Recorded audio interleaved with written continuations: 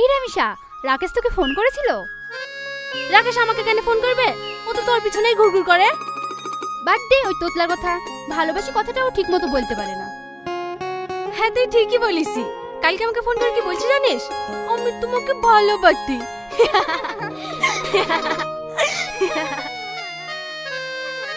এই দাঁড়া, ওই দেখ একটা বাচ্চা মেয়ে কান্না করছে।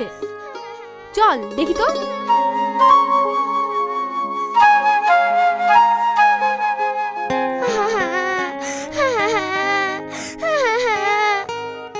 কি ব্যাপার সোনা, তুমি এখানে বসে কান্না করছো কেন? আমার আব্বা মায়ের কোনো পরিচয় দেয় না, তাই আমি রাগ করে বাড়ি থেকে চলে এসেছি। এ কেমন বাপ বল দিনি, মেয়েটি যে রাগ করে বাড়ি থেকে চলে এসছে তাও কোনো খোঁজ খবর নাই। মনে হয় অন্য একটা মেয়েকে বিয়ে করি ভেসে গেছে।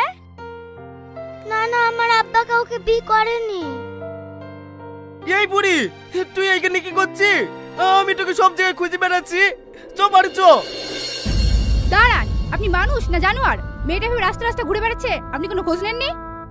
আরে খোঁজ নেই না কেন বুঝতে পারছি নি? এই মেয়েটার মাকে মেরে ফেলে অন্য একটা মেয়েকে বিয়ে করেছে। কি আবল তোমার বলছো? ইয়ার মাকে কেন মেরে ফেলবো? তাহলে আপনার মেয়েকে মায়ের পরিচয় দেন না কেন? ওর মা কোথায় আছে? আমার মেয়েকে? এই বুড়ি, তুমি এখনো ঘুমাওনি? আব্বা আমার ঘুম আসছে না। ঘুমাইছে না মধু?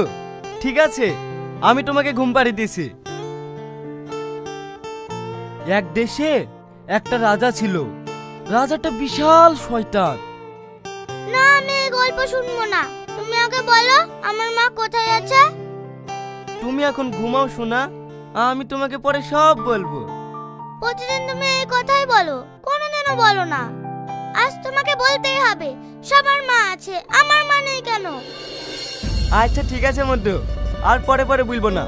তুমি যদি ক্লাসে ফার্স্ট হয়ে দেখাইতে পারো তাহলে তোমার মায়ের কথা সব বলবো।